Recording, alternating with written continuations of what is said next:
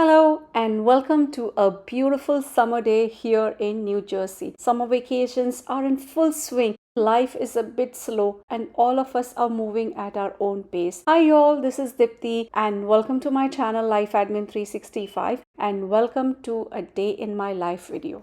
It's Tuesday, July 26th and about 6:30 a.m. I have been up for about 30 minutes, in which time I freshened up, did some floor yoga, and heading downstairs. I always start my day with a prayer of gratitude, appreciation, and request for blessings and well-being.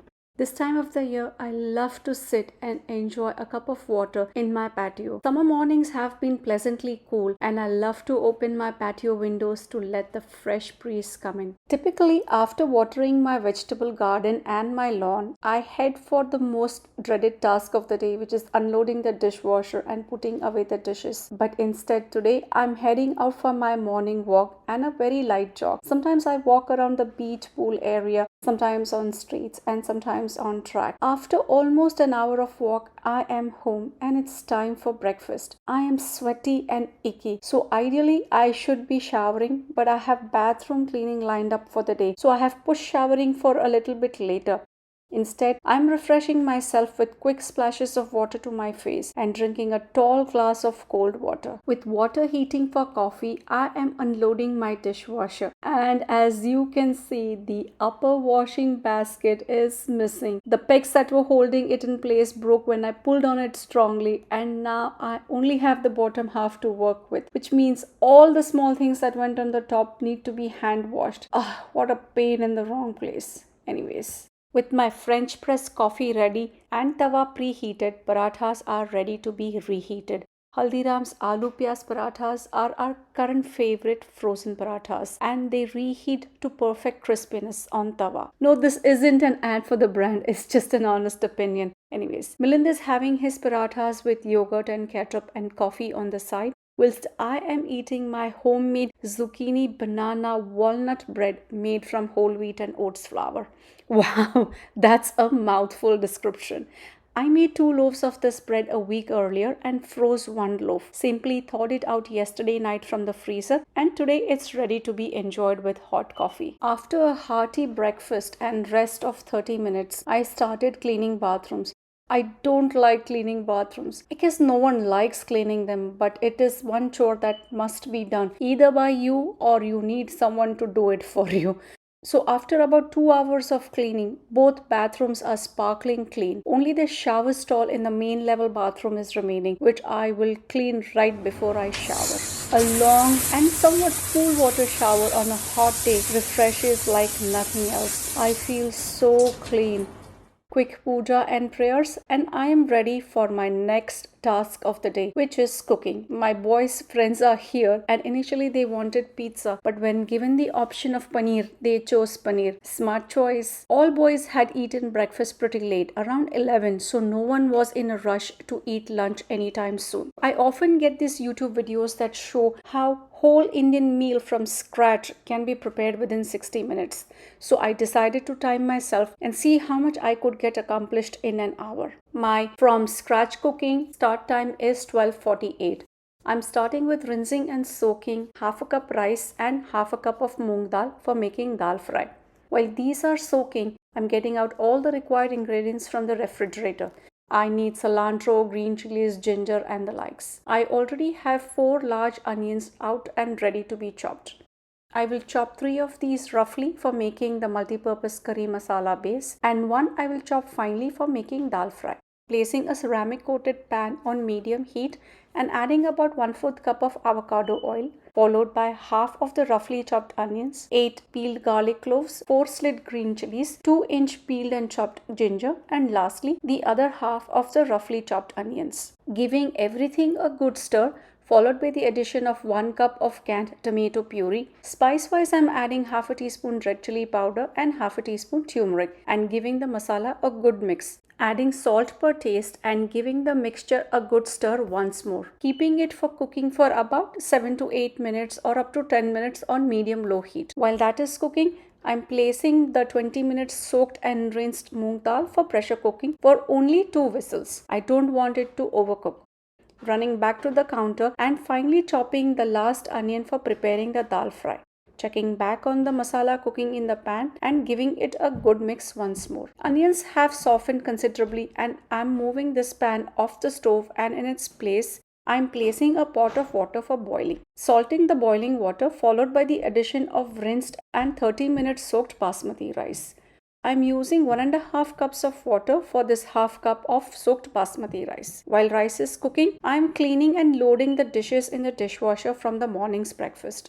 I'm moving the rice pot to finish off the last cooking on the back burner, and in its place, I'm placing another pot to prepare the tadka dal. To it, I'm adding 2 tablespoons of avocado oil, and when hot, I'm adding half a teaspoon of mustard seeds and waiting for them to crackle. In that time, I'm releasing the pressure from the pressure cooker so that I don't overcook the dal. Now that the mustard seeds have cracked, I'm adding green chilies followed by the finely chopped onions and half a teaspoon of turmeric. Quickly checking on the rice cooking on the back burner, and looks like it needs another minute or so to cook. Back to the dal fry ingredients. Sauteing onions with the masala for a couple of minutes and checking back on the rice. Looks like it's almost done. Turning off the heat and covering it with plate. Coming back to dal fry tadka, adding 1/4 cup of tomato puree and 1 tablespoon of powdered garlic. Giving the mixture a quick stir and then adding 1/4 teaspoon of cumin powder and 1/4 teaspoon of coriander powder.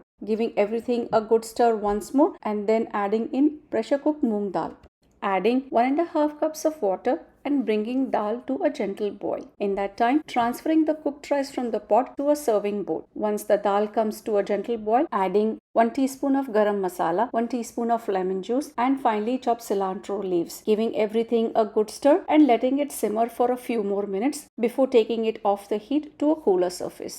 Kneading 3.5 cups of whole wheat flour or atta with little bit of oil, little bit of salt and water to form the chapati dough. It's about 140, which means I have less than 8 minutes to finish my entire prep, and I don't think I'm anywhere near it.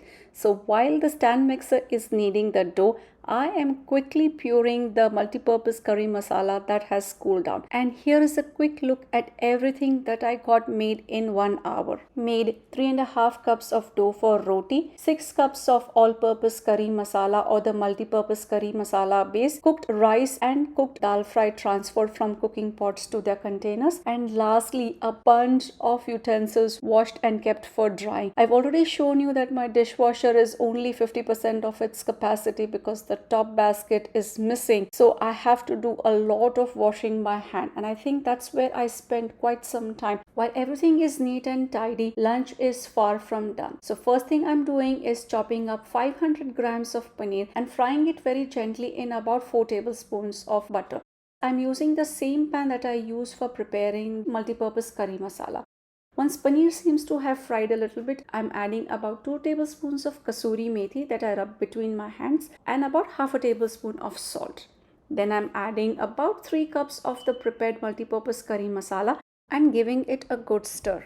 Then adding in about 1.5 cups or 2 cups of water and giving everything a thorough mix, bringing the mixture to a gentle simmer and lastly garnishing it with chopped cilantro. Time to prepare rotis. While the paneer was simmering on one end, I was quickly rolling out rotis on the other end. Last thing on my to-do list is roasting all the prepared rotis and serving them to the kids. Initial plan was to make 14 rotis for all of us, but at the last minute, Milind said that he did not want rotis.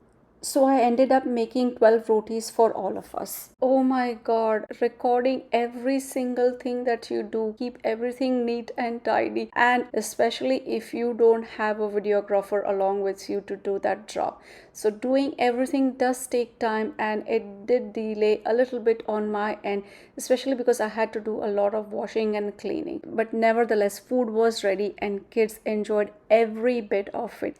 Lunch is done and I have transferred all the leftovers into the containers. I did make double batches of paneer makhani as well as dal fry, so I will have enough leftovers for tomorrow. And by the end of 2.5 hours, my kitchen is completely clean. Sink and counters are clean. All the washed up utensils are dried and put back in their spots. Floors are swept and mopped, and I feel really good. But in my haste, I completely forgot that I still need to transfer for the leftover multi-purpose curry base. So that's what I'm doing. After transferring the extra multi-purpose curry base, I am freezing them for later use. After readjusting and giving everything a tap, I have about 3 cups of this multi-purpose curry base. In the freezer it goes.